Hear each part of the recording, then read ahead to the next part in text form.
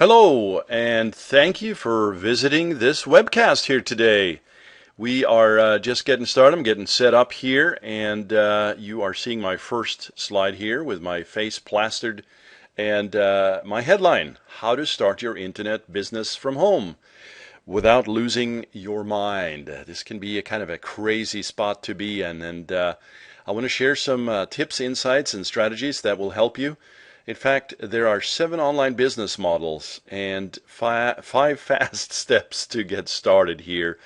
And I want to share these with you because I think it'll help you and also it'll probably enlighten you to what's actually possible in today's world and especially online. So without further ado, I'm going to click forward here and let me tell you a little bit about what we're about to get into. But first, give you a warning here. I'm very straight up front about this. The FTC has issued warnings, and there are factual laws now about any claims, anything that you see. In fact, this work-at-home business is very well, it's known for being somewhat scammy, spammy, any of the above. A lot of hype, and in truth, folks are out there telling the world here's how to make money online, and they haven't actually done it themselves, right? And they are not working from home. They're sitting in some office somewhere working for somebody else. But the bottom line is any outrageous claims and, here's how to cure cancer. I've actually seen that. It's absolutely ridiculous. I want to share that. And also the FTC claims that you cannot just state, hey, Jan's wonderful and he's the best and everything works. And, you have to have a balanced approach. Of course, many enjoy the programs and information and see results, but not everybody will. In fact, research shows, and I have found this to be true as well, most will actually not succeed, right? And so, I think this was also denoted by Brian Tracy, who's a noted sales and, philosopher out there, salesman and philosopher, but if you gave the instructions to success, basically the success manual, to 100 people, 99 people will not really do much with anything of it, and 1% or maybe a 0.5% or 1%, if that's possible, will actually do something and become successful. And we're going to talk a little bit about success because so many think that it's just about making money. I mean, if you came here just looking for money, you'll learn some cool things here, but this is about building a holistic life here so that you can make money online and actually do more, become more, and enjoy life, not just looking to make a few $100s to pay off your bills. That's not what this is. But I do want to warn you that there is actually laws about what's being said out there. So without further ado, you have been warned. Let's talk about me a little bit here. We're going to talk a lot about you, but I think it's important you know a little bit about where I come from. And I built an online marketing company, using products and services from scratch. Actually, officially started back in '95. I'll share that with you in a bit here, but I'm just summarizing for you here. And I have done a lot of work as a consultant in the online game and also offline for small to large businesses. I have 2 books published, a major publisher, McGraw-Hill. That was just awesome. And the last one came out a year ago. It's in the bookstore still. I have Amazon books out and available online. I do work from home, and one of the businesses generates about 10K, a little more actually, part-time. Pretty exciting. And while that's true, it's also true that I come from actually abroad from Norway, but I come from not what I would call success. And you hear a lot of these very awful stories of people going through hell to get where they're at. Luckily, I haven't been that hard off, but in truth, it's been a bit of a journey. And the journey started, as I said, back in Norway, because I like so many guys, I found my love. I thought I was going to marry and everything's going to just be blissful from there on. Well, not at all. In fact, I thought I was a loser in this love game for so long. When it came to dating girls, I think well, you wouldn't be calling me up for advice, that's for sure. And I wasn't that smart in school. In fact, many of the grades that I got in math, counting, science, they were close to the F grade equivalent here.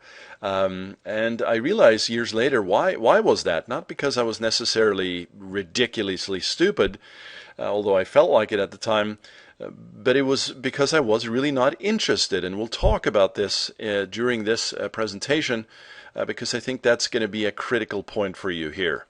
So school was not great, although I should say I did very well in English, and I actually studied French and German. I liked the languages and kind of the arts, and I pursued music as a hobby, and it became a big deal where I was the band leader and created a lot of the songs, and we made it to the top 10 back in Norway, and we were number 4 for 5 weeks. Radio interviews. It was basically the beginning of an exciting world for me. And since I had failed in the 2 previously mentioned categories, love and school, I decided music was going to be it, and I'm going to move to LA, and I'm going to be a rock star, right? Well, not so fast, right? I will tell you another time that story, but I still play, but it wasn't the money that I'd thought. And of course, at that time, I was coming from a new and different world into an absolutely exciting world, and that was the world of Hollywood. And I had seen so many beautiful pictures, and I'd heard stories, and my brother was living in LA at the time, and I felt like, man, I am just walking into heaven here in terms of music, entertainment, and Hollywood.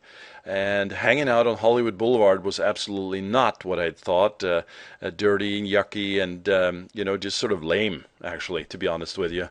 And while that was not exciting, it was exciting. The people that I met here, fantastic, talented folks. And I started playing in various bands. It was kind of punk rock, new wave, jazz, rock, different styles that I had pursued. And that actually helped me make a little bit of money, but it wasn't much. The world here in music is completely different and super competitive. So I started as a receptionist in a computer company. I mean, it's all I could do. I had actually made it through some various degrees. Actually, there was the equivalent of kind of a computer science degree, but it was really nothing at that point. And so I was overqualified. They told me that I couldn't get the sales job. I couldn't really get anything else, but hey, we have this receptionist desk that's thrown over in the corner in this computer company. You can just answer the phone if you'd like, but you probably don't want that, right? Well, I said yes, because I needed something. And frankly, I didn't want to go back. I wanted to give it a shot. So that's all I could do. I started there, and boy, I just took it on, man. I started working my butt off. 12-hour days, came in early, stayed late, and started asking the tech people about this software called DBase, and learning about databases and software and computers. I actually learned how to manage their the microcomputers back there. I watched some of the tech guys, what they did, and I started kind of just copying them, and it's absolutely amazing. The modeling is what I learned early on, and that's something you should also take a note of. We'll talk about that too here in a little bit.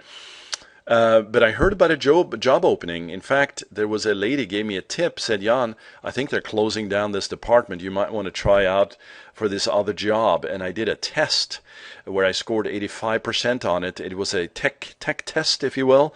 And I'd learned enough about the software that I made 85%. I think the requirement was 55%. So I was stoking from 15K to 23K, rocking and rolling. Man, what a rush, right? But if you can relate to that a little bit, the idea that you can take yourself from a place of desperation of sorts to, through humiliation, because it was certainly embarrassing, all these questions, and I felt like an idiot, but basically just pushing through. No worries, right? Just go to the mountaintop. And just a quick note to self there. I've learned over the years that working for hours and just clocking hours is a loser's mindset. Yeah, there may be a time where you're just, 15 years old taking a summer job and you're basically working some hours, but think about how you can leverage that, become more valuable. And we're going to talk about that too, but some huge learnings there. So, but I did finally start to come around a little bit. And fast forward here to 95, 96 time frame. I actually had been developing tools and software using technologies and Microsoft, etc. But I was kind of the cool dude, right? I didn't want to come down to something as basic as HTML and Mosaic and Netscape. Those were browsers at the time that my brother told me about. I just didn't think that it had much viability. And the internet, what the heck is that, right? So many felt that way. And while I built out a simple page in HTML, I thought it was ridiculous. Used a Notepad in Windows at the time and developed it out, set it aside. It didn't do much until a few months later, where there was a product called NetObjects Fusion. And you don't have to worry about this. There's so much. This is so much simpler today. But I built out my first real website for my company, and it was absolutely amazing. But today, you can start virtually for free. I mean, there's so many tools online right now, and I'm not going to belabor that or give you all the details other than to say, Google is even in this space, right? If you go to gybo.com, getyourbusinessonline.com, it starts for free. I think they have collaborated with Intuit, in fact. But just a little bit about that story to give you perspective. And by the way, you may be thinking, oh, well, Jon is a technical guy. Of course he's going to be successful in this. Well, I beg to differ. In fact, I'm going to show you something very interesting in a few minutes here. And by the way, if I haven't said it before, you ought to hang on to the end here because I got a little something for you. And there's nothing to buy in this video, so no worries about that. But I think I can help you even more. So without further ado, let's dig into the research. And research is a big deal. We're going to talk about that too for your online business here, but let's think about online versus offline for a moment. This research comes from Highbeam. In 2003, marketers spent approximately $48.6 billion on direct mail. Now, this is amazing because it generated sales of $689.3 billion with a B, right? You may be thinking, well, I'm here to start my online business, my internet business. Why would I worry about the offline business? Well, I'm going to share with you some pretty cool strategies here throughout, and you'll get a sense of what the opportunity is for leverage. And leverage is a huge word. Look at this. In another way, you could say that you spend $48 and you get $689 back. I mean, how would you like that? Push out that and get $689 back. I don't know how many percent that is, but it is effectively huge. Borrell and Associates, they talk about email ad revenues. They're expected to actually grow. We talk a lot about email spam and email is dead, and you probably have seen it out there. But, in truth, the online marketers, us guys, and, internet guys, they're not making half of what the offline guys are spending. So it's absolutely huge. But email is a big player, and we think that really this is child's play at this point. The internet is, right? But because it's so easy to get to, it's fast, you just whip up a browser on your desktop or on your iPhone or portable device, it's cute, it's sexy, right? And by the way, I don't mean to sound like I'm slamming the internet here. In fact, without it, I'd be pretty, I'd do okay, but I love it just as much as you, right? The truth is you need to leverage the offline and online game to get true results and satisfaction for your world. So I thought I wanted to share this with you. In fact, as we look forward to the 7 models that I talked to you about, I want to just kind of prep you here. Anything you do online through these different models will change, but in general, and I say in general, you'll want to consider how-to materials. And if you start typing that into Google, you'll start to see things come up in the sort of suggest tool that comes right up in Google. You should take a look and use these types of engagement assets to leverage with offline direct response. And by the way, you start simple here. You may be overwhelmed at this point. Do not worry. I'm going to take you through the various business models as promised, the 5 ways to get started. But I need you to understand the power of this thing. And you probably already have noticed I am not pitching a product here. I'm not positioning you to buy this thing and you're going to win big, right? You need to consider this as a serious proposition for you to take your message and your passion forward. So education, inspiration and education is huge, and you educate them before you ask for the sale. So again, sale and selling and sales is kind of a no-no word in so many camps, but think of it as helping, helping and sharing. And you may need to connect, 5 to 10 times, 7 to 10 times before a response or before somebody engages. I've been there, and I know others as well, friends of mine, networks. Hey, Jon, I tried that thing. It ain't working because I didn't get the sale. Well, what did you do? Well, I sent an email and I bought some ads and, nothing worked. Okay, how long did you do that for? Well, I sent it out on a Friday and didn't see anything, so I just stopped. Okay, that's a no-no, right? That is not how it works. Now, I was going to say something more nasty, but I'll hold it back for another time. The problem here is, like I said, building out a business is not easy, but it's actually simple if you follow the steps. But it can be, and it is expensive to build out new customers from scratch, clients, patients, depending on which business you're in. You don't necessarily know where to start, right? What do I do first? That whole thing. There's the idea that you can buy banners, image advertising. There's a lot of this sort of, as I said before, hey, buy this and get that in 24 hours. Make $10,000 this weekend. Stuffing envelopes. All this crap, frankly, is it's sad that is out there polluting our very wonderful internet and online marketing space. But it is there, and you just need to wade through it. And in fact, you're sick and tired of it, right? So, and many times you don't frankly know what is it that they're advertising. I see a picture, I see a girl on there, and there's a phone number or just some kind of a QRT code. I have no clue. Very bad, right? So 5,000 plus marketing messages a day, probably higher than that, but it's high enough. You just have to ignore most of it. Or you'll go insane. Can you imagine your brain trying to consume all that data and trying to parse it out and make sense of it? No. So, frankly, you ignore most of it, and that's a problem. But there's a huge opportunity also existing right behind, right? This is the sort of the yin and the yang, the negative and the positive. If you think about it, planes would not fly without gravity. Something is pulling down. There's a plus and a minus. Same thing here.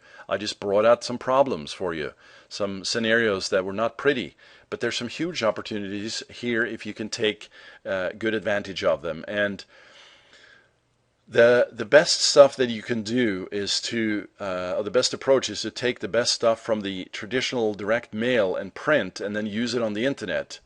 If you look at, as I said, all the money that's being spent offline and drive it to the internet, you have a business model that I think is not only viable, but it actually works very well.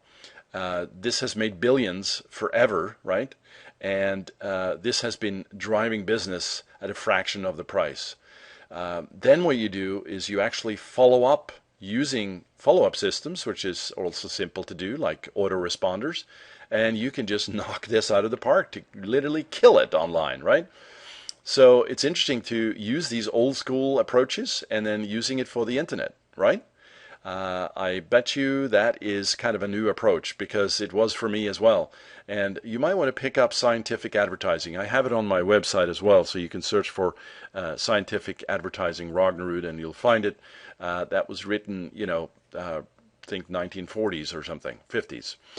So the new print essentially is the combination of the offline and then taking that traffic and those visitors to videos and webinars and pages and follow up. And this is a quick summary. There's obviously a lot more to it, but I mentioned the simplicity. If it's this simple, how come you're not doing it already, right? Well, you may not have known it, and then executing this is also a thing that you need to learn more about, but we're going to take you through some other models here today. Some cool results I've seen from this is, for instance, in a Facebook campaign where I drove some traffic.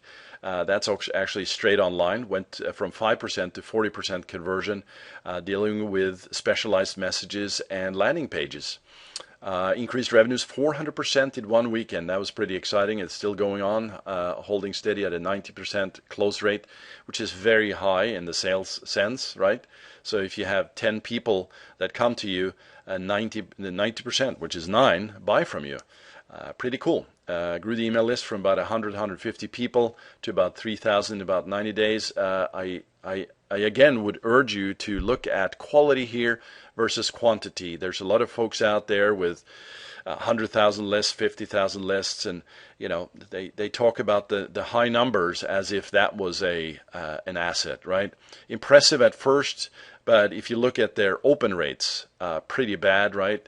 It's going to be 100,000 lists with a 5% open rate is not as exciting as a 5,000 list with 40 to 50% open rate. Mine average is about 20 to 25. The website blog traffic comes in at about a 30%, which is very cool because that means that the readership is really engaged as well. But I'm just giving you some cool stats and results here that hopefully get you excited about what this looks like. And by the way, if you're looking at this for the first time and going, what does this all mean? Well, no worries. We're going to cover that in another webinar. Just suffice it to say that, traffic that comes in, if you had 100 visitors that came in one day and 20% took action, well, 20 people essentially took action that day. And conversion rate optimization is a big discussion out in the place because you may already have traffic, but nobody's taking action. In fact, it's a huge opportunity for a consultant to go in and help businesses, which is also part of what I do. So, how to start? I talked about sales. I talked about selling having sort of a bad rap. We know that, from the very early years when you were born, you were selling. You were selling to the doctors, your parents, your neighbors, your friends. You're trying to get your way in the world, and you never put the word sales on it, right? Because you just are. But there's a model that changes this. It's the selling versus sharing, as I call it. And your passion is what drives the business. The product could be it that you're excited about. It could be you or another person, actually, which I'll talk about in a second, or a process. For example, you may love online marketing, like I do. Google, Facebook, SEO, social media, etc. Or you may find that, I like that, but I really enjoy selling other people's products. And that's where you are sort of more of a faceless person and you promote their products and you get a fee, a share, an affiliate share in that model. So if you drove 100 people to another person's website and you get 10% of all of that traffic and the product is selling for $97, well, it may not seem like a lot at first, but in fact this adds up very quickly. A lot of people get excited about that because they don't have to deal with fulfillment or customers or any of that. They just simply drive the traffic. So as we think about how to start, this is asked a lot when it comes to the online game. Like, how do I get started? What should I sell? What products, what services? Well, valid questions, but most important question is to find out what do people actually want. And you may have heard this before, but it makes sense, right? So if you walk into a room with a bunch of awesome burgers, hey guys, I got the burgers you're looking for, and the whole room is basically vegans. They are just nature people and not into meat at all. How are you going to sell that? Well, you're not, right? So you got to ask yourself, what is it that people come to you for? What do they ask you for? How do you respond? What's the interaction? What does that look like? And you may be thinking here, well, I don't think I don't think I have much, or it's this website thing, or it's this hobby thing, or I enjoy playing guitar, but that's not, well, you need to start somewhere. And if you start with a limited mind and thinking on this, Well, that's exactly what's going to happen. You will not do anything. And I'm going to be a little harsh here with you because this is how I think, right? And how I deal with these things myself. And also my mentors and coaches. You're not alone here, right? This is a common kind of thinking. But if you have something you're passionate about, something you've been trained in, and something you've been working with over the years, what is it about that drives you? In fact, if you knew that you could get some money from it, to just put it bluntly, would you wake up at 6 a.m. in the morning to get started on that? Well, if the answer is yes, that means you're passionate about it. If you're sort of maybe, well, dig a little deeper. In fact, you should write this down on paper and just take a trip to Starbucks, spend a weekend, and don't try and figure it out in one day. Sleep on it, mull on it. Spend a week if you need to. Spend a month on it, but don't sort of analyze this to the hilt and think, well, people ask me about blogging and WordPress and things like that, but there's so many courses. I'm not going to do that. Who would buy my course? That's limited thinking. Again, I'm not going to share some more stuff with you, but I've been there. It's just absolutely not true. It's who can reach your solution at the right time, right? Because there may be other options out there, and in fact, they probably have looked at it, but they haven't taken action because they didn't connect at the product or personal level or the process level, and you can actually do that. So ask also, who are some of the fans that you have already in your kind of network? And also think about this, just to kind of get a head start for yourself in terms of time management. When are you most productive? So if you're starting to think about these things and it's 5 p.m. at night and you write a few things down, you may not get back to it, right? Think about, okay, you know what? After my workout in the morning, I'm really fired up and I have some time between that and dropping off the kids in school or, doing whatever else I need to. Yeah, I'm going to take my hour there and I'm just going to be absolutely focused and I'm going to start this process. I'm going to turn off the emails, the phones, and I'm just going to lock myself in and tell everybody, hey, it's my block time. Block time is used by top coaches and mentors and online marketers and business people across the world. Block time is extremely important to get very focused, right? So, answer that question. What do you do better than everyone else? And again, don't try to be the hero day one, right? Don't start with the negative thinking here. And by the way, it's common to do that, right? So don't worry. If your second voice pops up and says, well, who are you to X, Y, and Z, right? Stop it and get on with it. Okay, so the disclaimer here and some good news. Remember I talked about that tech stuff earlier? Well, if you are a techie or a geek, I can actually tell you that this is a true statement. I don't know where I saw this the first time, but I've made it now my own. You'll actually make less money than people who are not, and that is good news. In fact, in the early days, I was so into the tech stuff, and I still am, but I just was all about the tech stuff. I couldn't get enough of it. I was the classic geek, although I was outgoing and actually stepped away from the computer from time to time. I just loved sitting back there and coding in Visual Basic and C++ and C# and Pascal and database queries and all this stuff you don't need to worry about. Because I not only was it exciting to feed my analytical mind, my left brain, but I actually thought I was pretty good at it. Turned out there was a lot of folks a lot better than me, but I really enjoyed it, which is part of the process. But I do remember when the marketing speak came up, I tended to back off because, well, frankly, those guys are not smart, right?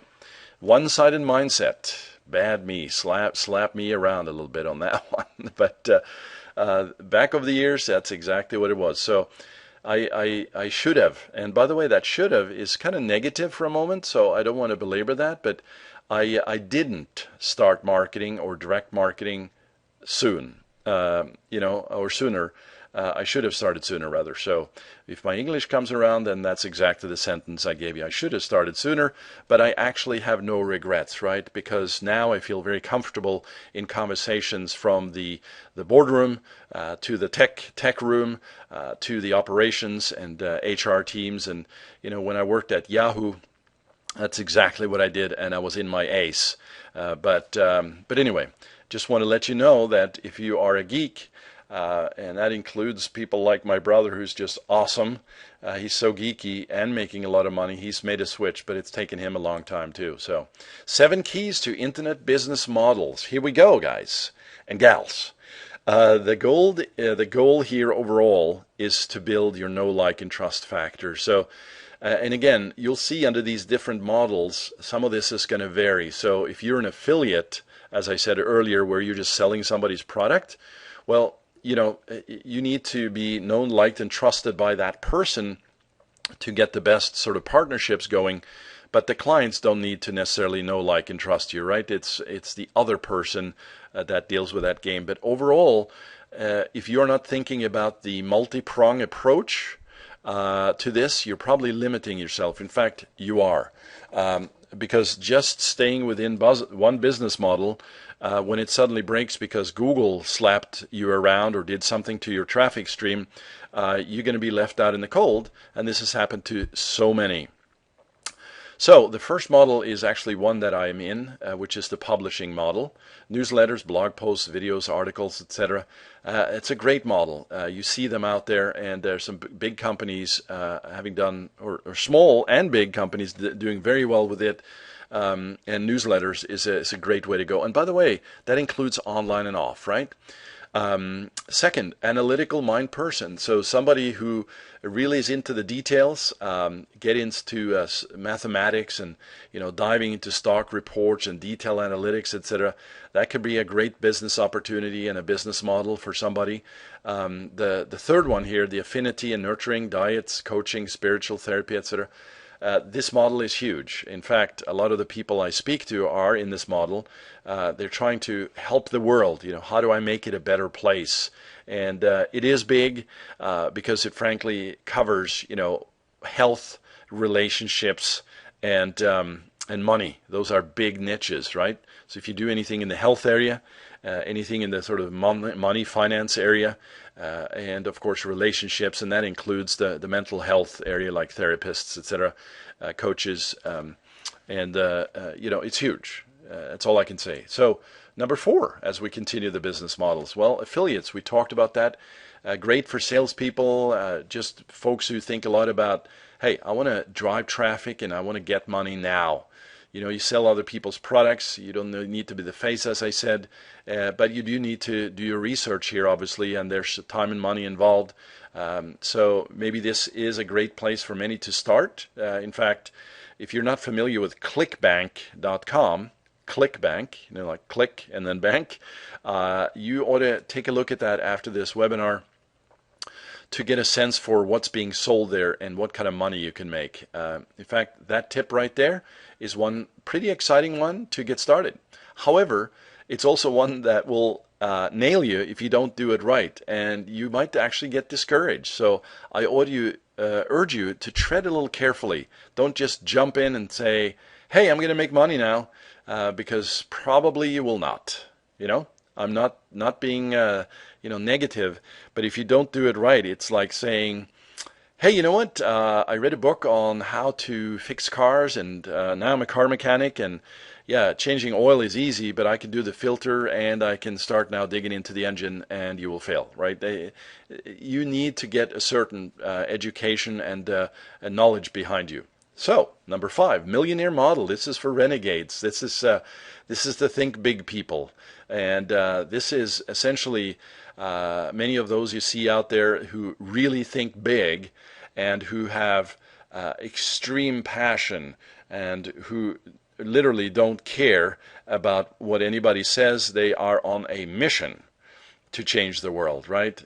These renegades are basically people like, Tony Robbins could be considered that, although he's also in sort of the helper personal development area, as we saw before. But just huge mindsets, positive mindsets. 6, super niches, passionate hobbyists, right? High-end businesses, somebody who's into luxury cars, people with big lists and have product launches, and they have developed partnerships and have done this over years. And you may have been sucked into this, like these product launches. They're great, but seeing these numbers and making $1 million in a weekend, that did not come about in a weekend. That is years in the making. And please don't buy any courses like that with 10 people on a list or a few hundred people on your list, unless you have some really strong partnerships and leverage done already. You will fail. 7. Add-ons.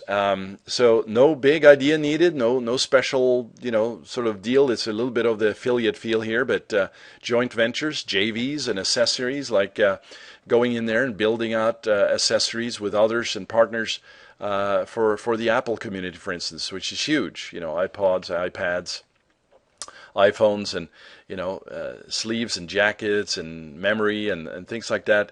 The add-on industry is a potentially big deal that you could consider for your business. Now, it's time to bust some myths here, because I get this a lot too. Frankly, I was just talking to somebody here who is extremely talented, has been working with blogging for years, and both from the design and from the setup side to the process side. And she said, you know what? I don't think anybody really wants another course from me because there's so many out there. She was looking for kind of an edge and a new idea to make her special. You don't need it. You can focus on you. If that person, in her case, I don't think she really wants to be the face, but if she wanted to just get out there, focus on the person. There is nobody like you. That's it. That's you, right?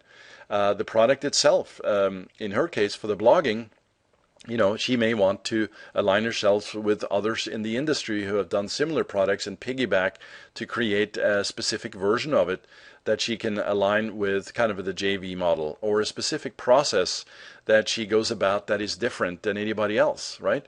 And by the way, that difference doesn't have to be massive. It's not like you look at 10 similar products and then you make it just, or you look at 10 products and you want to be massively different. You can tweak a few things and make that your standout message and then deliver to that.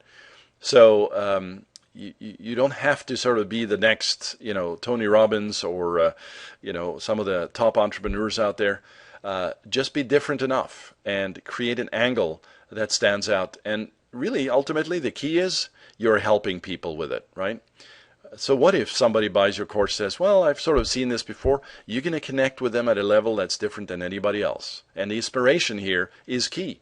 So if you're inspired, people are going to see that. They're going to feel that. And you do that for others. And here's one that, we all face, and you're probably there right now, is, well, I don't want to do this because it means I need to kind of get out of my comfort zone. While you don't say that, you feel it. It's the subconscious also pushing you here. I'm going to get out of my regular living and sort of my normal way of approaching things. So I'm just not going to go and do it. Break that pattern. Think about what is a small step towards breaking that pattern. And that pattern, by the way, is one that will come back to haunt you for a while. So it's not like you figure something out one weekend and you pursue it for a week. You may need to do this for weeks and months. In fact, you must do this to break out of your normalcy. And one way to do this, by the way, is to connect with others who have done this. Others who are in the space, and others that you can reach out to and connect with. Success is simple, as I said, but it's not easy. And I forget where I saw this also, but losing weight is harder than making money online. I love that, because losing weight is such a massive commitment compared to making money online. Because while consistency is true for both of those, in the sort of losing weight for that person and for the person who is trying to make money online, you have different strategies, tools, and directions that you can take with making money online, when in fact losing weight is all about consume less and be more active. Right? Just put down the fork, as my brother likes to say, and get active. Okay, done. End of story. Making money online, wow, almost too many opportunities, right? And here, I just want to mention this to you also. A lot of folks feel that, well, I can do that, but I don't have time. And wow, that's a lot of work, and sort of negative thinking again. But the truth is here, some simple time management routines and simple changes in the way that you live now and approach things can actually do amazing things. I know this to be true for myself. And while this is not a time management course, I want you to consider that as well and just busting that out. So we are beginning right now. I hope you're enjoying this. We covered the 7 models. We're into the 5 steps here. Step 1, what niche market to start in? And I want you to get specific here and then even drill down some more. And I talked about that. It's been done before. Well, here's an example of a friend of mine who wanted to start selling a particular mattress for back pain. Back pain is huge, as we know, sciatica, and if you just search in Google, you'll see the pages and the ads. It's just full, and the truth is, it's way too broad. She was thinking, hey, I'm going to help the world with these mattresses. Off we go, young and old, teenagers, kids, whatever, they all need it. And so I talked her into thinking about who's your ultimate audience. If you had 100 people, only 100, in a room, who would they be? What's their age, the demographics, the psychographics, what do they do, think, and work on? What are the technographics? How are they sort of working their day? Can you describe this? We talk about this as being an avatar. Oh, well, it's kids from like 15 years old up to about 85 years old, and she started describing, and I said, no, remember, I said I need you to describe the perfect audience. Well, that is perfect to me. Well, do you realize that if you expand that out into the world, that is millions? We need 100 very targeted people in that room. Who are they? Well, it's men and women over 30 who, okay, she started on the right path, but we need to do more than that. So it ended up being sciatica specific. It was women after 40 who had kids, actually had a second kid, who typically would have more issues with this. And anyway, sort of started breaking down. This actually got her kind of mad and frustrated. It's like, well, that's just too limiting. But in truth, she's done so much better now with this level of targeting because the clarity is obvious, but also the messaging is obvious. And when you think about the positioning of your niche market and where you start, is it something that people would be buying and have a problem with? Is it something that you're passionate with or in? And is it something that you can niche down and still be in a tight market where there's a need, right? So if you drill down into a market where there might be a need at the top level, but at the level you're trying to niche into, there's not that high a need, you may need to find a new market or branch up. But as you branch up, the competitive nature of this particular business, whatever you're in, it's going to happen. So this is not a step-by-step in the niche selection. It's enough to just get you started to think about who is it that I'm selling to, what's my message, and what's kind of the media that I'm thinking that I should be positioning this in. In fact, you may be a hobbyist and do some things online, but you may actually find that, well, you know what, there's these magazines that have these ads in the back that I see these ads all the time. I wonder how much that would cost. Could I do something there, send them to a pre-recorded message and or a website? Well, now you're thinking, right? And by the way, that doesn't mean that you can't buy other people's products, right? Because not everybody here on this call today, on this webinar, is going to be ready to build their own products. That's a process too. But you need to think about this as if it was your product. And if you're pushing somebody else's product, you should actually try it out yourself. If you're selling want to position yourself to sell weight loss products, get theirs, buy theirs. Don't just use their sales material and say it's great. Step 2, a blog must be set up. And again, assuming here that you're going to take this on as a serious business, set this blog up, get some videos on there, get some articles on there, and do that. Consistency is key to Google. There's some recent updates from Google now where they actually have shown, or we know, that consistency is specific. So, if you can do one a month, that's one level of consistency. One a week is better. 2 to 3 times a week is awesome. But here's where you might stop yourself. Well, I'm not a writer. I don't know what to write about. Stop that, because that is negative thinking. You don't need to introduce that to your mind right now. In fact, you'll learn how to do this very easily. I have some other free courses you could take from the website, but I'm not pitching that at all. Step 3. Create an 8 to 12 page report that helps your audience solve that problem. So which problem? So in the sciatica area, what is it specifically? Not just, hey, we have a great mattress, lay down, sleep on that, and you'll feel better in the morning. Well, that's an okay message. It's positive, but you need to get much more specific than that. And you need to also show some case studies and testimonials, right? So use a video. Video is the new print, as I said. It's very nice if you can do that. And while I say that, it's not necessary for you to succeed here. And again, I'm sharing the steps with you so that you can learn what you need to do.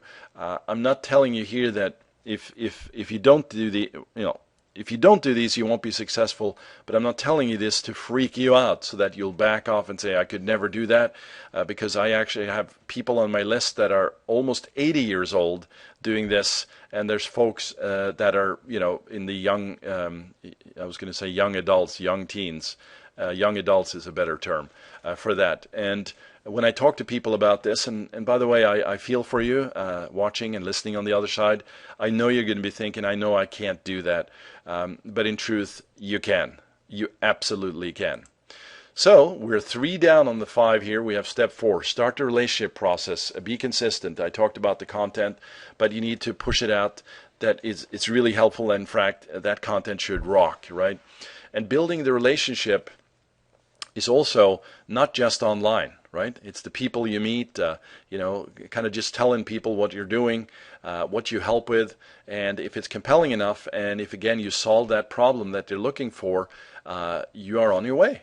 Step 5, as you build a perfect product for your prospects, and you'll know what that is based on the engagement with them, based on your research, based on your findings. In fact, there's a free keyword course that teaches you how to do this online on my blog. You can just go there and you'll find it on the right-hand side. And that's actually very helpful, because when you type in a keyword, you can see what people are searching for. I mean, how cool is it to actually have something show up for something that they're searching for, and have something of great value, a great offer that actually allows them to take action, and then building that relationship again. This is it. These are the 5 steps, and it's simple, but it's not necessarily easy, as I said, right? Anyway, you're still here? Great, because now we're going to talk about traffic and visibility. So now you have your website up, your blog, you have some content, you got the great gift and report there, but how do they find you, right? That's the key question at the top there. So step 1, again, first thing people will do is, how can I get my SEO going? How can I get my online game going? How about, who do you know? Who's on your personal list? Yahoo, email, Hotmail, whatever. Who else is out there is doing similar to you? Friends of yours and networks, people that know people, etc. You want to engage with them, reach out, send them an email, call them up, say, hey, here's what I'm doing. I'd like to do a quick interview with you. I'm actually doing one later this week myself with a friend in the business. Maybe you do some guest blogging yourself. You have some topics and you reach out, find some blogs, write on those, or some of those people write on yours, right?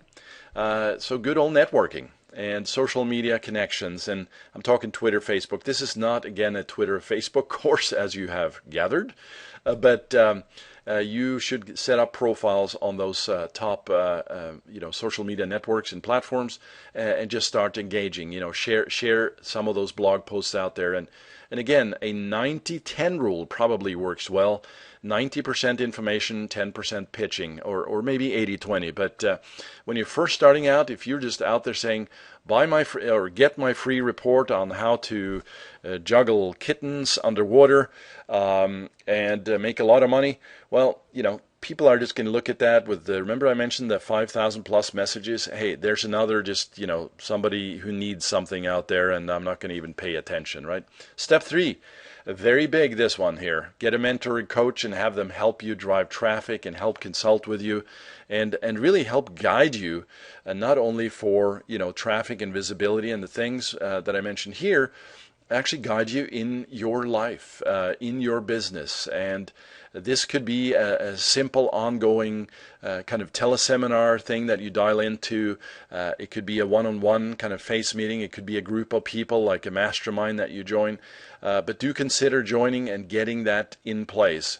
It will shortcut you big time. And yes, there are some high-end like mastermind groups that can cost a pretty penny, but there's low-cost ways to start. And the best one that I know of is joining things like this, free webinars and free teleseminars where you get insights and expert advice from people who have gone before you and people who have struggled and seen the hell to get to the well. Wow, I just came up with that. So, one way to consider this now, as you've reviewed all this information and gotten some insight, is and I love this. Somebody walks up to you and says, what do you do and what is your 90-day goal?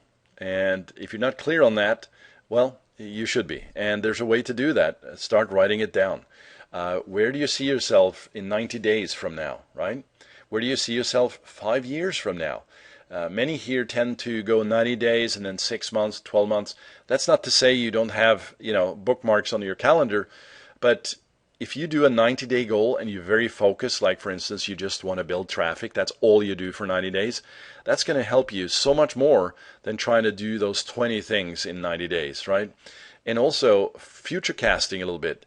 Where exactly do you see yourself 5 years from now? In fact, if you and I were talking and we were 5 years out from today and we were looking backwards, so from today or from the 5 years in the future and looking backwards, what things would have needed to happen in your life, both professionally and personally, to see yourself as a success? What are those things? You write those down. And how about 10 years from now? Pretty amazing, right? Well, big goals are good. I just want to tell you that, and by the way, there's dream stealers all around you, right? So if you come up with, a monetary goal, like I want to, 5 years from now, I want to make $1 million, you got to back that up with a plan, right? And you need to start simple, but start big, share it with others, get them out there. Hook up with positive people, naysayers, dream stealers, they're all around you. Could be your family, it typically is, right? Although they don't mean to hurt you, they're trying to protect you and actually hold you down to their standards, which is typically a downward thing, and or to things that they already know. This is what we know. What you're trying to do is a little too far-fetched, is way out there, and frankly a little crazy. So get back here, right? That's what they say. And here's one that I think is a great comeback question or point. What is it costing you now to stay where you are at this current time? What is happening in your life right now and in your business that you frankly need to change because it's costing you too much? And that cost is not just money, by the way. Hint, hint on that. So you have to really reflect on this. But what is it that you could do to knock it out of the park in 90 days, right? Start with 90 days. In fact, I'm on a on-challenge 90-day myself right now to lose 20 more pounds. I've done 20 already, which is absolutely amazing. But I am here enjoying myself, recording this for you today, drinking water and eating an awesome, what is this? Yeah, this is a fruit bar of kind, and really have changed my diet and my approach because I'm really committed to this and making a change in my health. It wasn't that bad actually before, but we can do better, right? So very exciting, and hitting the gym is just awesome. So I hope that you have taken these items into consideration, that you have learned some things here today, and feel free to send me a question or questions in the form that you see here. And I certainly enjoyed making this for you. I'm just smiling here and laughing, but I truly enjoy this stuff, and if you like it, of course, go to my blog there, jonrognerud.com. And by the way, this is not a pitch, as I said. There's nothing to buy here, but if you are serious about this, and again, I'm talking to people who are starting up or just considering starting up, as well as established businesses here, but you are serious about taking the next step. Jump on a free call. We can set this up at strategysession.me. That's a strategy session with me. How about that? And then we'll have some questions there for you, but then we can dig in and actually figure out what is it that's missing in your life right now? What is holding you back? Why is it that you haven't reached the next milestone? And that milestone, again, can be financially bound, like, hey, I want to make 10,000 more a month. I want to add another $1 million to my business this year. Or it can be of a more personal nature. It can be of ways to just figure out what to do, not even considering money, right? And we'll cover those things. But this strategy session has an approach and some steps to it that I typically follow that's been helpful for others. And I just want to leave you with that and ask you again, what is holding you back? Because I have so many times asked this question, and most people actually will tell you, well, I know. And that can be anywhere from a process-driven thing, it can be a people thing, it can be a product thing, but most of the time I've actually found that it's a mindset thing. Well, what's holding me back is X because, and then the external factors start working, right? That's when they start talking about, well, you know, this guy or this gal or my husband or my wife or there's somebody else's issue, not mine, right? So being honest there with yourself and taking that on is the biggest favor you can do to yourself in starting this business. And by the way, it's exciting. I just want to absolutely tell you, it's beyond exciting, because when you have your own business, when you're working from home, and when you're actually contributing, allowing other people to see you shine and to help them, there is frankly nothing greater. Now, I should also say that if you're just interested in a quick buck, then, well, you probably are not hanging on this call right now. But if you still are, there's always a job available at McDonald's. I am sure of that. But you should not go any further with this other than to say, hey, that was kind of interesting. Anyway, bottom line is Jon is off a line here right now. Send me a note and connect with me here if you'd like. But I certainly enjoyed this time with you here. And let's talk again soon. Okay? All right. Cheers. Bye.